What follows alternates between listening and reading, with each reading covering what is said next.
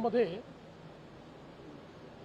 जो काही एक पूल तुटल्याची दुर्घटना झालेली आहे, आता मी विभागीय आयुक्त, तहसीलदार आणि पोलीस कमिशनर यांच्याशी बोललो आहे।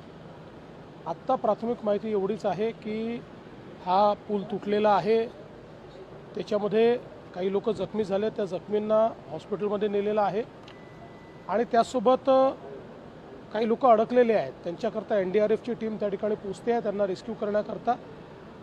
काही लोक वाहून गेल्याची शक्यता आहे, अजून त्या संदर्भातलं पूर्ण कन्फर्मेशन मिळालेलं नाही किंवा कॅज्युअल्टीजच्या संदर्भातलं पूर्ण कन्फर्मेशन मिळालं नाही, त्यामुळे या क्षणाला त्याबद्दल बोलणं हे योग्य ठरणार नाही।